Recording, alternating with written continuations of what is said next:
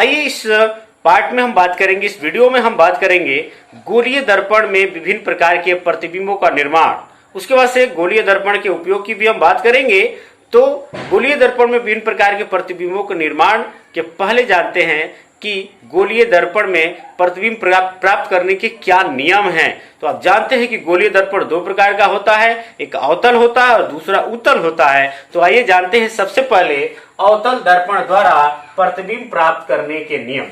Guys, किसी भी वस्तु का प्रतिबिंब प्राप्त करने के लिए, किसी भी दर्पण में किसी भी वस्तु का प्रतिबिंब प्राप्त करना हो तो कम से कम दो परावर्तित किरणें एक जगह जाकर कटनी चाहिए या कटती हुई प्रतीत होनी चाहिए, तभी जाकर किसी बिंब बोले तो वस्तु का प्रतिबिंब प्राप्त होता है।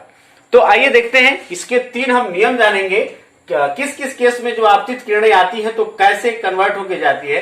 तो नियम फर्स्ट में, यदि आपतित किरण यानी वस्तु से आ रही आपतित किरण प्रधान अक्ष के प्रिंसिपल एक्सिस के पैरेलल हो तो इसके मुख्य फोकस से होकर जाती है। जैसे ये पैरेलल है, ये ए बी किरण है, ये आ रही है, यहां से टकराने के बाद इसके मुख्य फोकस से होकर जा रही है। नियम 2 में जानेंगे, यदि हम वस्तु से आती हुई प्रकाश की किरणें दर्पण की वक्रता केंद्र से होकर जाए तो पुनः उसी दिशा में वापस हो जाती है। कौन से दर्पण के?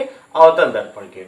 नियम 3 में हम जानेंगे कि यदि वस्तु से आ रही प्रकाश की किरण इसके फोकस से, मुख्य फोकस से होकर जाए तो परावर्तन के बाद जो है प्रधान अक्ष के समानांतर होकर जाती है। आप यहां देख सकते हैं, ये जो है किरण है, आ रही है एफ से होकर, जो दर्पण से टकराकर परावर्तित होने के बाद ये प्रधान अक्ष के जो है पैरेलल होकर जा रही है। आइए अब हम जानेंगे अवतल दर्पण द्वारा बने प्रतिबिंब का निर्माण। विभिन्न प्रकार के प्रतिबिंब बनते हैं।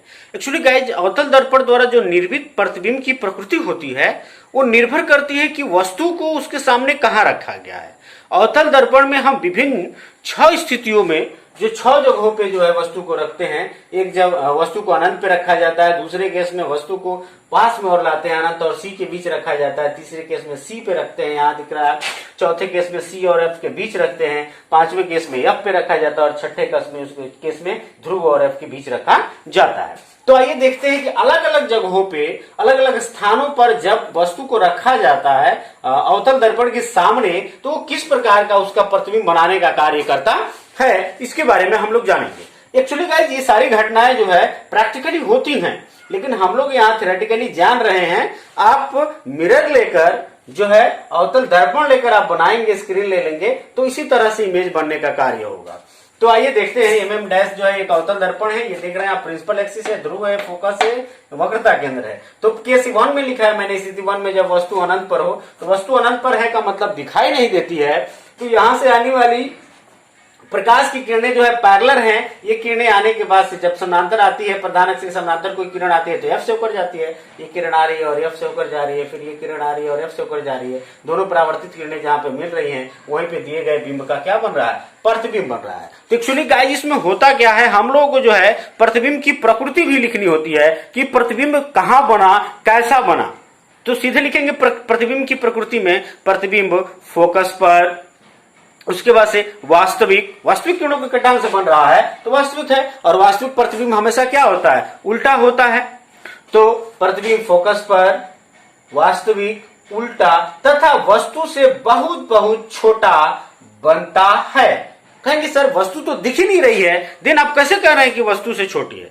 तो देख सकते हैं गाइस, यहां जो प्रतिबिंब बन रहा है वो बिंदुवत है, और आप जानते हैं ज्योमेट्री में बिंदु से छोटी कोई भी आकृति नहीं होती है, इसीलिए जो है यहाँ जो प्रतिबिंब है वस्तु से बहुत बहुत छोटा है। दूसरा केस 2 में देखेंगे, जब वस्तु अनंत तथा वक्रता केंद्र के बीच हो, यानी आप अनंत से पास में लाएंगे, वक्रता केंद्र और अनंत के बीच, यानी वस्तु दिखाई देगी। तो जब अनंत और वक्रता केंद्र के बीच हो तो देख सकते हैं इमेज है, सॉरी ये ऑब्जेक्ट है, ये भी वस्तु है। यहाँ से ये आपतित किरण आ रही है, दर्पण से टकराने के बाद से इधर से होकर फोकस से होकर गई और फिर एक सी से होकर आती है जो वापस इसी दिशा में लौट जाती है, इसी लाइन पे लौट जाती है। दोनों परावर्तित किरणें जहां एक दूसरे को कट कर रही हैं वहीं पे जो है इस वस्तु का क्या बन रहा है? प्रतिबिंब बन रहा है, ए डैश बी डैश। तो आप देख सकते हैं प्रतिबिंब की प्रकृति की बात करें तो प्रतिबिंब एफ तथा सी के बीच, वास्तविक, उल्टा, वस्तु से छोटा बनेगा या बनता है, वस्तु से छोटी दिखाई दे रही है। केस 3 में ये जो केस बड़ा इंपॉर्टेंट केस है, क्योंकि इस केस में जो है वस्तु के बराबर, एक ये केस और एक लास्ट का केस, दोनों केस बड़ा इंपॉर्टेंट है। केस 3 में क्या होता है, वस्तु को जब वक्रता केंद्र पर रखा जाता है तो इस केस में जो इसका इमेज बनता है ये सेम ऑब्जेक्ट के इक्वल होता है। जैसे सी पे मैंने ऑब्जेक्ट, इसका ऑब्जेक्ट रखा है, ये सीए है, ये रखा हुआ ऑब्जेक्ट है, और इससे एक ये देखिए प्रधान अक्ष के समानांतर एक किरण गई जो टकराने के बाद से दर्पण के फोकस से होकर आई, दूसरा फोकस से होकर गई जो टकराने के बाद से पैरेलल होकर जाती है प्रधान अक्ष के, जहां दोनों परावर्तित किरणें एक दूसरे को कट करती हैं, वहीं पे दिए गए बिंब का क्या बना है, प्रतिबिंब बना है। आप हमेशा ध्यान रखेंगे कि ये पीएफ यानी एफ और पीसी दोनों के बीच जो आपको बताया गया है पिछले वीडियो में कि एफ बराबर r/2 होता है, यानी इसका दूना पीसी को लेंगे, पीएफ का दूना पीसी को लेंगे। ये आप एक्चुअल मेजरमेंट में करेंगे तो आपको कोई प्रॉब्लम नहीं होगी, सेम टू सेम जहां इमेज बननी है वहीं पे बनेगी।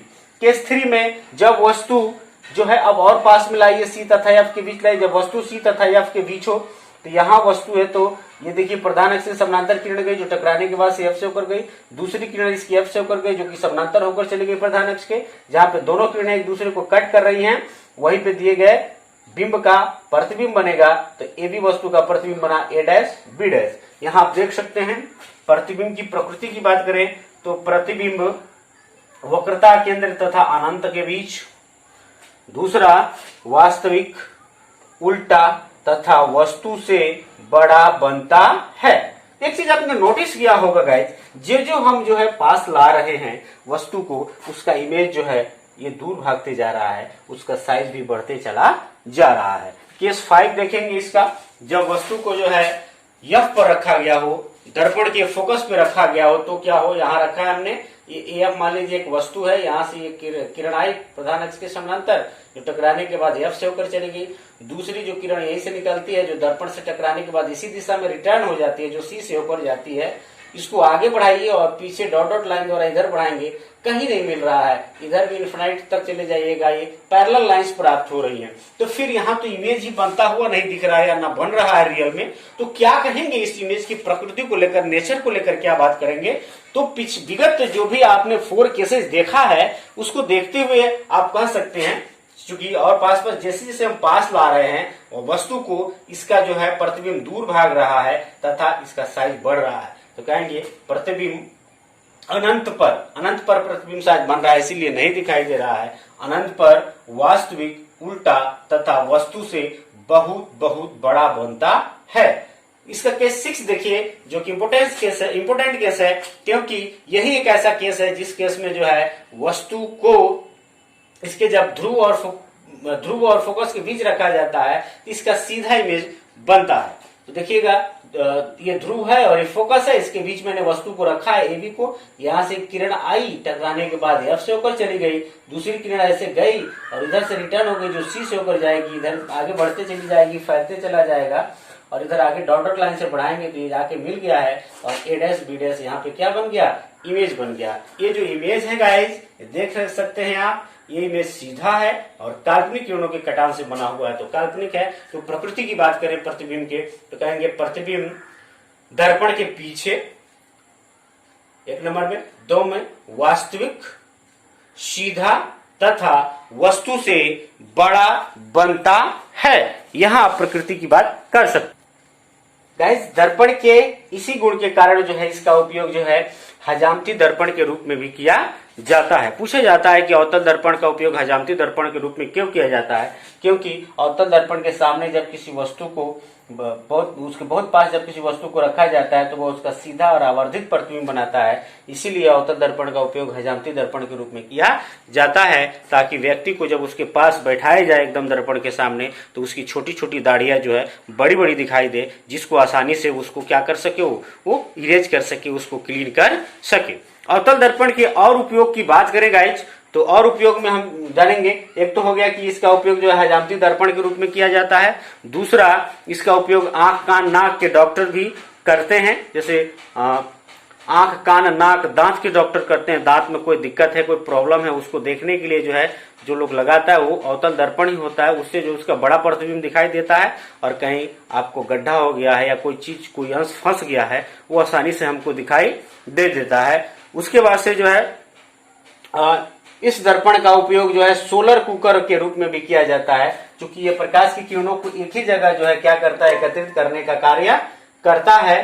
तो एक ही जगह जब एकत्रित करेगा प्रकाश की किरणों को तो वहां का टेम्परेचर राइज हो जाता है, जिससे धूप में जब सोलर कुकर को रख देते हैं उसमें चावल रख देते हैं और जो भी जरूरत के हिसाब से आप पानी वगैरह रख देते हैं तो आसानी से चावल पक जाता है, क्योंकि प्रकाश की किरणों को एक ही जगह जो है फोकसित करने का काम करता है, जिससे जो है वहां का तापमान बढ़ जाता है। या कागज वगैरह को भी जलाने में भी इसका उपयोग किया जाता है। साथ ही जो है अवतल दर्पण का उपयोग जो मोटर गाड़ी के अग्रदीप हैं, जो हेडलाइट हैं या सर्च लाइट हैं उनमें भी इसका उपयोग, या टेबल लैंप है उसमें भी परावर्तक सतह के रूप में जो है इसका उपयोग किया जाता है। आइए अब हम जानेंगे उत्तल दर्पण द्वारा विभिन्न प्रकार के प्रतिबिंब का निर्माण। गाइस उत्तल दर्पण द्वारा हमेशा जो है काल्पनिक प्रतिबिंब ही बनता है, सीधा बनता है, काल्पनिक वैसे भी सीधा होता है और वस्तु से छोटा बनता है। आइए देखते हैं, इसमें मात्र दो स्थितियां होती है। एक स्थिति 1 होता है जब वस्तु अनंत पर हो, जब वो ये देख सकते हैं आप, ये उत्तल दर्पण है, आप जानते हैं उत्तल दर्पण का जो परावर्तक सतह होता है वो उभरा हुआ रहता है। अनंत पर वस्तु, अनंत पर वस्तु का मतलब वस्तु दिखाई नहीं दे रही है, ये प्रकाश की किरण आई टकराने के बाद बाहर की तरफ चली जाती है, प्रकाश की किरण आई टकराने के बाद बाहर चली जाती है। इसको डॉटेड लाइन से यहाँ पे मिला देते हैं, यहाँ पे जो है जहाँ पे डॉटेड लाइन से मिली है काल्पनिक रूप से वहीं पे जो है दिए गए बिंब का क्या बनता है, प्रतिबिंब बनता है। तो यहाँ प्रतिबिंब की प्रकृति की बात करें तो कहेंगे प्रतिबिंब दर्पण के फोकस पर, दूसरा काल्पनिक, और काल्पनिक चूंकि सीधा होता है, सीधा तथा वस्तु से बहुत बहुत छोटा बनता है। उसके बाद से दूसरे केस में जो है जब वस्तु अनंत और ध्रुव के बीच हो, यानी यहाँ वस्तु दिखाई देगी हमें, तो यहाँ से देखिएगा एक किरण जा रही है प्रधान अक्ष के समानांतर जो टकराने के बाद से बाहर चली गई, इसको डॉटेड लाइन से एफ से गुजारेंगे। दूसरी किरण जो आ रही है उससे दर्पण से टकराने के बाद वापस हो गई, इसको डॉटेड लाइन से वक्रता केंद्र तक लेके जाएंगे, जहां दोनों किरणें एक दूसरे को कट कर रही हैं वहीं पे दिए गए बिंब का प्रतिबिंब बनता है। ये ए डैश और बी डैश प्रतिबिंब है। तो आप देख सकते हैं यहाँ प्रतिबिंब की प्रकृति की बात करें तो कहेंगे प्रतिबिंब दर्पण के ध्रुव तथा फोकस के बीच, काल्पनिक, सीधा और वस्तु से छोटा बनता है। गाइस हम लोग उत्तल दर्पण के उपयोग की बात करें तो उत्तल दर्पण का जो है दो तरीके से उपयोग किया जाता है। एक तो इसका उपयोग जो सड़क या गली में जो स्ट्रीट लाइट होता है उस स्ट्रीट लाइट में परावर्तक के रूप में किया जाता है। तो ऐसा क्यों है कि जो शहरों में या सड़कों के किनारे जो भी लाइट होता है, स्ट्रीट लाइट होता है, वहां परावर्तक के रूप में इसका उपयोग किया जाता है। एक्चुअली जब इस पे प्रकाश की किरणें पड़ती हैं तो उसको फैला देने का काम करता है, तो इससे इसका जो है विस्तृत दृष्टि क्षेत्र हो जाता है, यानी ज्यादा एरिया में जो है ये लाइट करने का काम करता है। तो फर्स्ट नंबर उपयोग इसका आप जान लेंगे, इसका उपयोग सड़क या गली में स्ट्रीट लाइट के लाइट में परावर्तक के रूप में किया जाता है। बल्ब की किरणें जब उस पर पड़ती है उस दर्पण पे तो वो उसको चारों तरफ फैला देता है। कुछ दिखता तो नहीं है, आप श्योरली किसी चीज को देख नहीं सकते हो, लेकिन ऐसे लगता है कि खूब जो है दूर तक जो है लाइट फैला हुआ है। तो उसमें जो परावर्तक सतह है वो उत्तल दर्पण है।